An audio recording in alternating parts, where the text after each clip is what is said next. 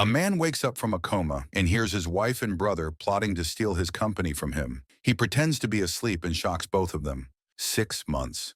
That's how long they said he'd been asleep. 6 months trapped in a silent world, while the world outside moved on without him. But now, his body slowly awakening, Jack felt a prickling awareness that something was amiss. His eyes roamed the room, taking in the medical apparatus and the half-drawn curtains that allowed a sliver of sunlight to pierce the gloom. Movement in the corner of his eye caught his attention, and he turned his head slightly to see them, Emily and Tom, his wife and his brother, huddled together, their voices low and conspiratorial. "It's just a matter of time before we have to make a decision," Emily was saying, her voice a mixture of determination and reluctance. She looked as beautiful as he remembered, with her auburn hair cascading over her shoulders. Yet there was a hardness in her eyes that was new. Tom nodded, his expression serious. "We need to think about Sarah. She deserves a secure future, and we can't wait forever. The court will understand if we—" Jack's heart sank as he listened, the words slicing through the fog of his awakening mind. Inheritance, power of attorney, the sale of his shares in the startup he'd poured his soul into. They were planning a future without him, assuming he would never wake up to reclaim his life. The betrayal was a physical blow, leaving him breathless and aching. He fought the urge to reveal his consciousness, to confront them then and there. But instinct told him to wait, to gather his strength and his wits before making his move. He needed to know more, to understand the depth of their plans and the motivations that drove them to such betrayal. Emily glanced toward his bed, her eyes narrowing as if sensing a change. Jack forced himself to remain still, his eyelids fluttering close, masking the turmoil within. He heard her approach, felt the light touch of her fingers on his hand, a gesture that once held love, but now felt like a charade. "He looks the same," she murmured, a trace of longing in her voice. "Do you think he can hear us?" Tom shrugged. "The doctors say it's unlikely, but we need to be prepared just in case." Their footsteps retreated, leaving Jack alone with the echo of their conversation and the grim reality of his situation. He lay there, heart pounding, mind racing, betrayed by those he trusted most, yet determined to reclaim the life they were so eager to dismantle. He wasn't alone in this. The thought of Sarah, his 10-year-old daughter, ignited a spark of hope. Her laughter, her curiosity, her unwavering belief in him. These were the anchors that kept him grounded in this storm. For her, he would fight. For her, he would find a way to rise from these shadows and reclaim the future they sought to steal. As the day wore on and the room darkened, Jack vowed silently to himself. He would listen, learn, and plan. He would pretend to be asleep, all the while awakening to the truth of his world. In this quiet, sterile room, a battle was beginning. A battle for his life, his family, and the promise of a second chance. The hospital room, once a cocoon of silence and solitude, now buzzed with the undercurrents of deceit. Jack lay still, his senses heightened, the hushed conversations of the past few days swirling in his mind like a storm. He was a man reborn into shadows, each revelation casting deeper doubts on the bonds he once cherished. The morning light filtered through the blinds, casting slatted patterns across the walls. Jack listened intently, attuned to every footstep, every whisper. Emily and Tom had become regular visitors, their faces masks of concern that thinly veiled their ulterior motives. Today their voices carried a sharper edge, their discussions urgent and pointed. "We can't keep delaying," Emily insisted, her voice taut with frustration. "The startup's valuation is going to skyrocket any day now. We need to move before it's too late." Tom leaned back in his chair, his fingers tapping a rhythmic pattern on the armrest. "I'm working on it. The lawyer says we just need to establish incapacity, and then we can start the process. But we have to be careful. If anyone suspects anything, it could all fall apart." Their words hit Jack like a cold splash of water, galvanizing his resolve. They were planning to seize control, not just of his finances, but of his entire future. He couldn't let that happen, not while there was still time to stop them. He remained motionless as they continued to talk, slipping into rehearsed roles whenever a nurse entered the room. Emily would brush her fingers through his hair, whispering words of encouragement as if nothing was amiss. But Jack saw through the facade, the warmth in her voice a brittle veneer. When they finally left, their footsteps echoing down the corridor, Jack allowed himself a deep breath. His mind whirred with possibilities and strategies, each one more desperate than the last. But he needed allies, someone he could trust in this web of deception. It was then that Dr. Helen Carter entered, her presence a balm in the tense atmosphere. She moved with the practiced grace of someone who had seen it all, her eyes sharp and discerning. As she checked his vitals, Jack felt the familiar pull of her intuition. "Good morning, Jack," she said softly, her voice a gentle breeze cutting through the fog of uncertainty. "I've noticed some changes. Subtle, but there. You're more aware than you let on, aren't you?" Her question hung in the air, a lifeline offered in the darkness. Jack hesitated for a moment, then responded with the barest twitch of his hand, a signal he hoped she would understand. Dr. Carter's eyes met his, a flicker of understanding passing between them. She adjusted the monitors, leaning closer as if to examine the readings more closely. "I'll take that as a yes," she murmured, her lips barely moving. "If you can hear me, know that you're not alone. We'll find a way through this, but you need to trust me." Jack's heart surged with a mix of relief and gratitude. In a world that seemed to have turned against him, Dr. Carter was a beacon of hope. Her discreet support was the first step toward regaining control, a reminder that even in shadows, light could be found. As she left, Jack's resolve hardened. He had an ally now, someone who could help him navigate the treacherous waters of deceit and betrayal. The stakes were higher than ever, but so was his determination to protect what mattered most. With newfound strength, Jack began to chart his course. He would listen, learn, and adapt. He would gather every piece of evidence he could, all the while maintaining the ruse of unconsciousness. In this silent war, knowledge was his greatest weapon, and with Dr. Carter by his side, he felt the first stirrings of hope. As the day gave way to evening, Jack closed his eyes, not in resignation, but in preparation. The path ahead was fraught with challenges, but he was ready to face them. For Sarah, for himself, and for the future they tried to steal, he would rise from the shadows and reclaim his life. The rhythmic hum of the hospital gradually became a soothing backdrop as Jack's resolve steeled with every passing hour. He lay still, a silent observer in his own life, piecing together the fragmented conversations and half-truths he had overheard. Betrayal had sharpened his senses, and now he was ready to fight back. The door swung open, and Dr. Helen Carter entered with a clipboard in hand, her presence a comforting constant in the midst of uncertainty. Her expression was one of calm determination, her eyes scanning the monitors before landing on Jack with a knowing gaze. "Good morning, Jack," she said, her voice barely above a whisper as she drew the curtain for privacy. Her hand lingered on his wrist, as though checking his pulse, but the gentle squeeze that followed was more than just a medical assessment. "I've been reviewing your progress, and it seems you're making remarkable strides." Her words carried a double meaning, acknowledging not only his physical recovery, but also his awareness of the deceit surrounding him. Jack responded with a subtle movement of his fingers, a silent confirmation of their shared understanding. Dr. Carter's eyes softened, and she leaned in closer, her voice low enough that only Jack could hear. "I know about Emily and Tom," she continued. "I've seen their kind before, wolves in sheep's clothing. But we have time, and we can make a plan." The reassurance in her tone was a lifeline, a promise of support in a world that felt increasingly hostile. Jack focused on her words, drawing strength from the alliance that was forming between them. "Here's what we'll do," she said, outlining a strategy with the precision of a seasoned tactician. "First, we'll work on getting you stronger. Physical therapy will be crucial, not just for your recovery, but to buy us time and keep them off balance. And when the time is right, we'll have the evidence you need." As she spoke, Jack felt the stirrings of hope rekindling in his chest. Dr. Carter was more than just his doctor. She was a partner in his fight, offering guidance and a way forward through the tangled web of betrayal. With her help, Jack began to undergo physical therapy, each session a grueling test of endurance and willpower. The exercises were small victories, moving a finger, flexing a muscle, the gradual return of control over his body. Dr. Carter was there every step of the way, her encouragement a balm against the lingering doubts that occasionally threatened his resolve. Days turned into weeks, and with each passing moment, Jack grew stronger.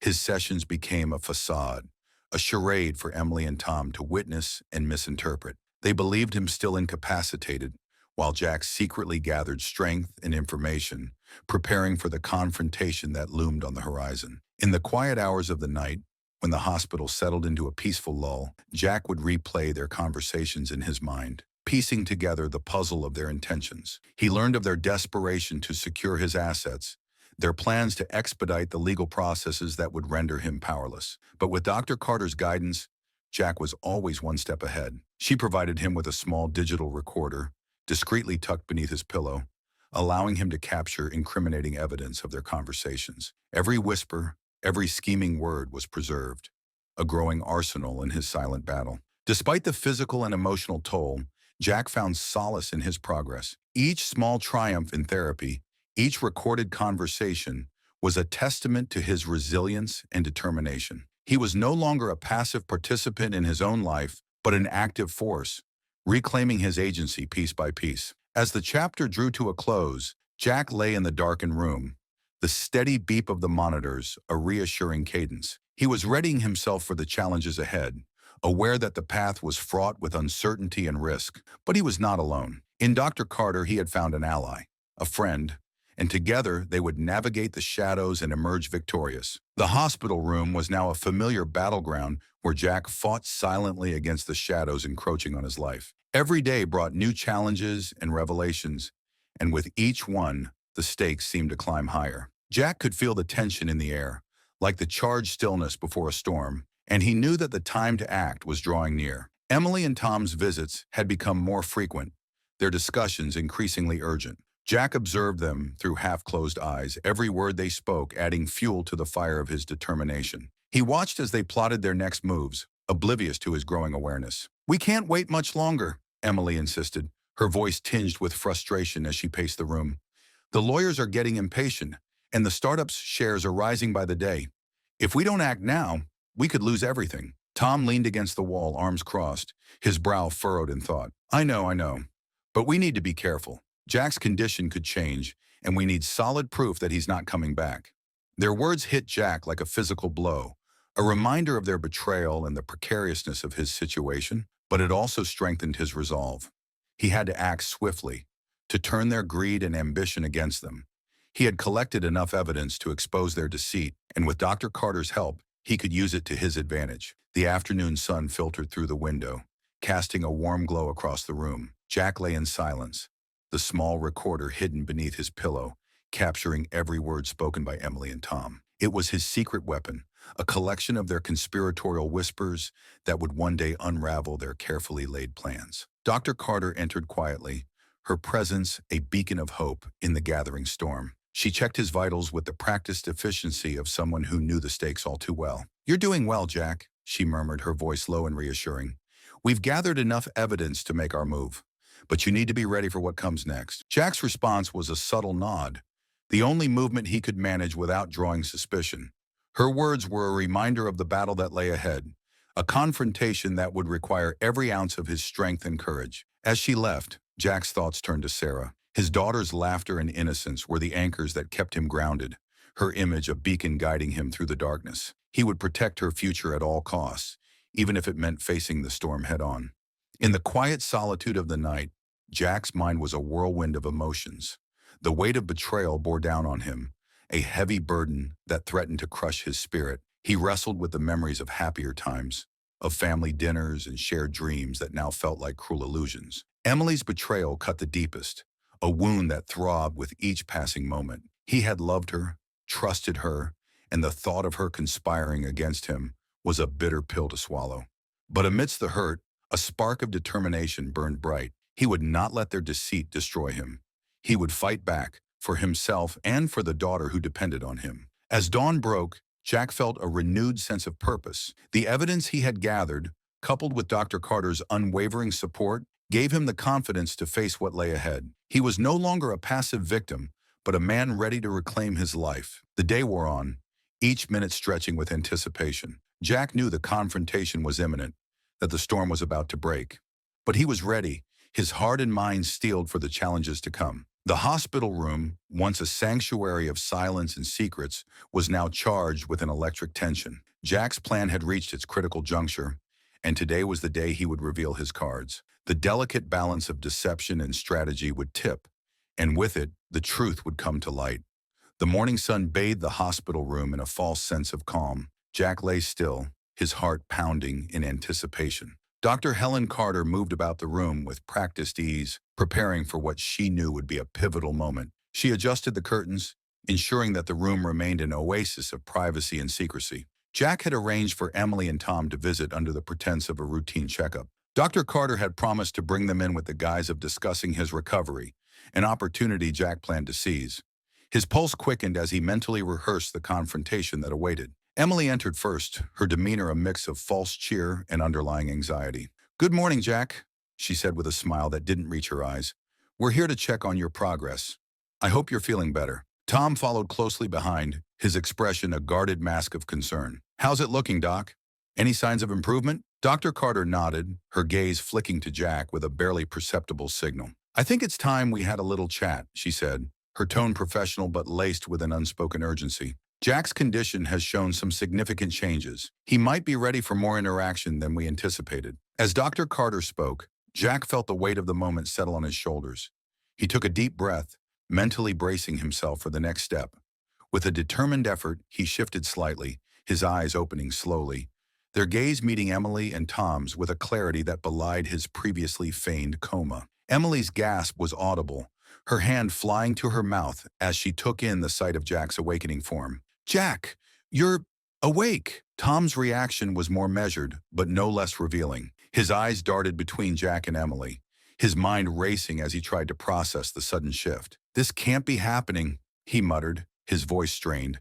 Jack's voice was hoarse but resolute as he spoke for the first time in months. "I heard everything," he said, his gaze fixed on Emily. "Every plan, every scheme." The room fell into a stunned silence. Emily's face turned pale, and Tom's jaw tightened. Dr. Carter stepped back, giving them space to react while maintaining a vigilant watch over the unfolding drama. Jack reached under his pillow and retrieved the small recorder, pressing the play button. The room was filled with the recorded voices of Emily and Tom, their words revealing their calculated plans to claim his assets and bypass his legal rights. The betrayal was laid bare, each sentence a damning testament to their treachery. Emily's tears were genuine now, streaming down her face as she sank into a chair, her composure shattered. "Jack, I didn't mean for it to come to this," she stammered, her voice breaking. "I was desperate. I thought—" "Desperate?" Jack's voice cut through her excuses with a cold edge. "You were plotting behind my back, trying to take everything I've worked for, all while I was powerless to stop you." Tom stood by the window, his face flushed with anger and guilt. "We thought you were never coming back," he said, his voice strained. "We were trying to protect Sarah's future. We thought—" Jack's anger flared, but he controlled it with an effort. "Protect Sarah's future? By betraying her father?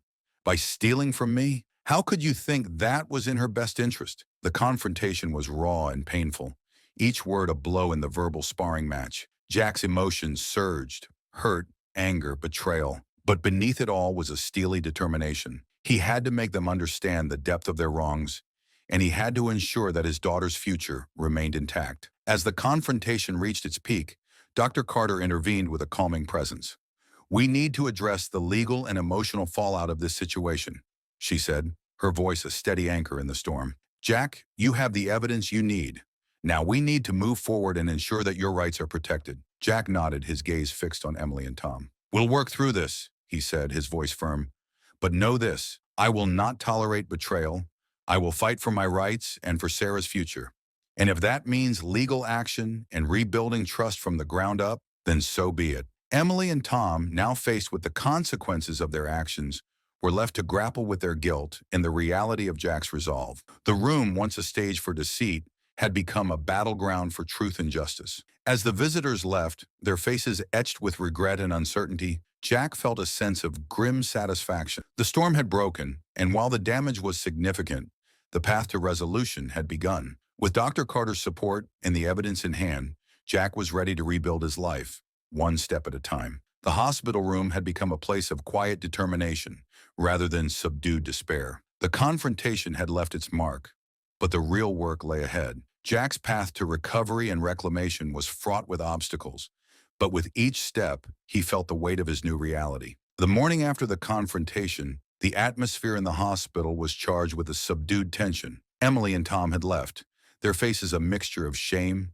and defiance. Dr. Helen Carter moved through the room with a quiet efficiency, her actions meticulous and deliberate as she prepared for the day ahead. Jack lay in his bed, his mind a whirlwind of plans and strategies. The evidence he had collected was a powerful weapon, but it was only the beginning. He needed to secure his position, both legally and emotionally, before he could move forward. His thoughts were interrupted by Dr. Carter's entrance. "How are you feeling today, Jack?" she asked, her voice a soothing balm against the backdrop of his internal chaos. "Like a storm has passed," Jack replied, his voice steady but tired. "But I know there's more to come." Dr. Carter nodded, her expression reflecting both understanding and concern. "There is.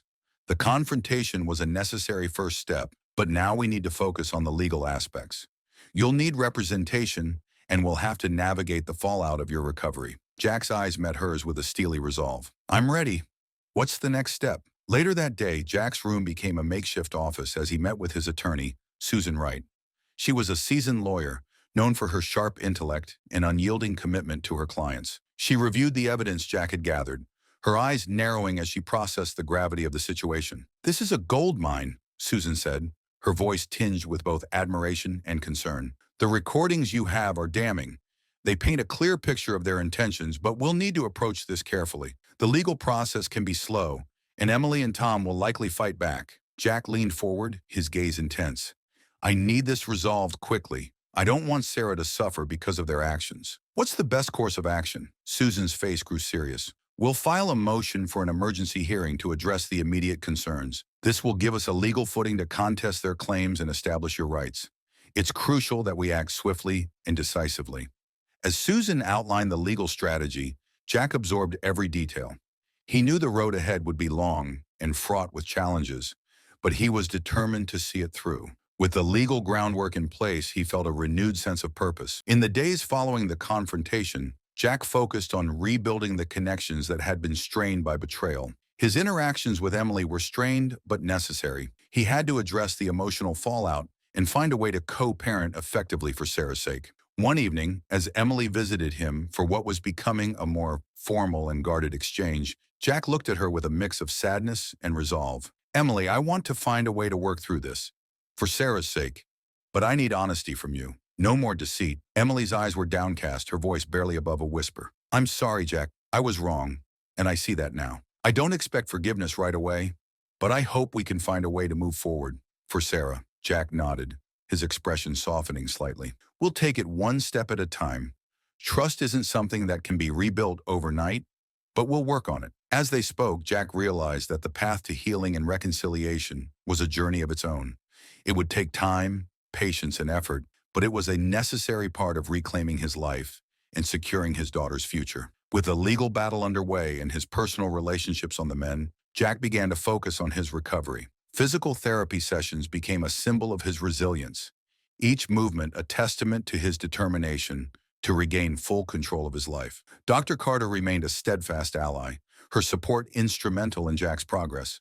She continued to guide him through the recovery process, her expertise a crucial element in his journey. "You're making excellent progress, Jack," she said during one session. "Keep this up, and you'll be back on your feet in no time." As Jack worked through his rehabilitation, he also took steps to ensure Sarah's future was secure. He began making plans for her education and well-being, determined to provide her with a stable and loving environment despite the turbulence of the past months. The days turned into weeks, and with each passing moment, Jack felt a sense of cautious optimism. The storm had passed, but the journey ahead was still fraught with challenges. With his legal battle gaining momentum and his personal relationships slowly healing, Jack prepared for the next phase of his fight, a phase that would determine not only his future, but the future of the family he cherished. The hospital room had transformed from a stage of intrigue and betrayal into a place of healing and new beginnings. Jack had endured the storm and emerged on the other side, his path clear but fraught with the weight of his recent trials.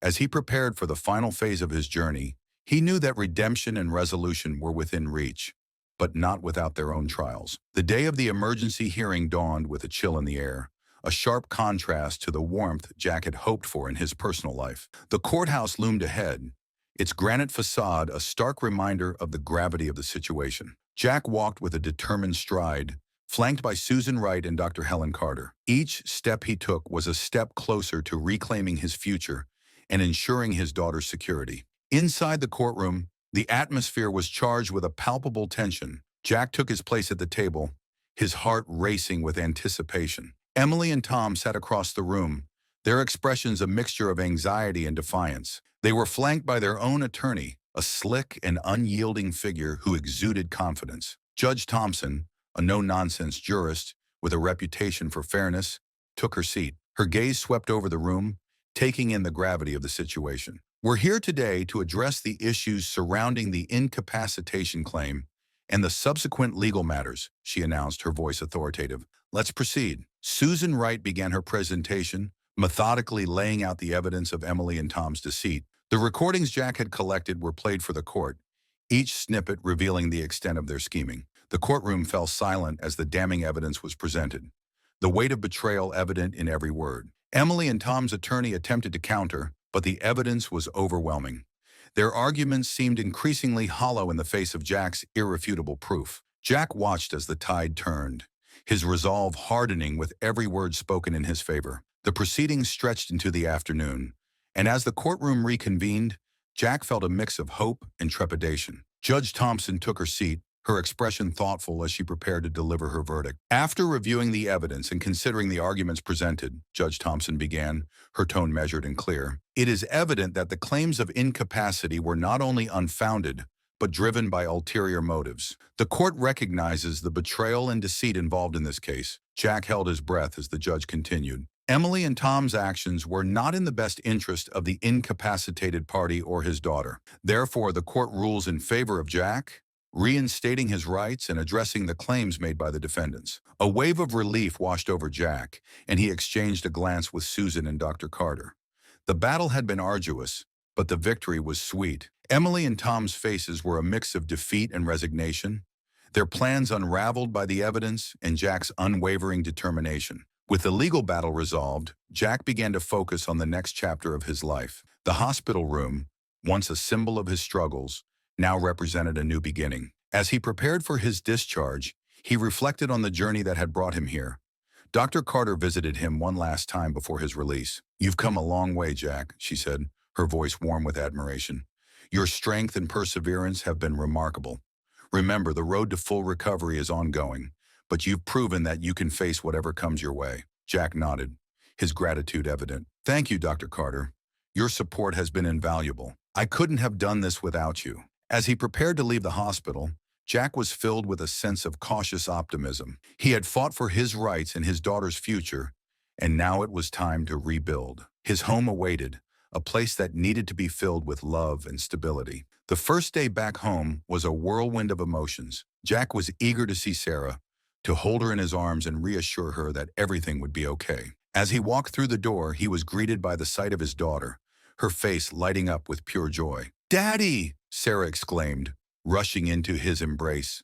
Her small arms wrapped around him, and Jack felt a profound sense of peace. The trials of the past months melted away in the warmth of her hug. Jack knelt down, looking into Sarah's eyes. "I'm home, sweetheart, and we're going to make things better, okay?" Sarah nodded, her eyes sparkling with trust and love. "Okay, Daddy." As Jack settled into his new routine, he found solace in the simple joys of fatherhood. Each day was an opportunity to rebuild and reconnect, to create a stable and loving environment for Sarah. The scars of betrayal remained, but they no longer defined him.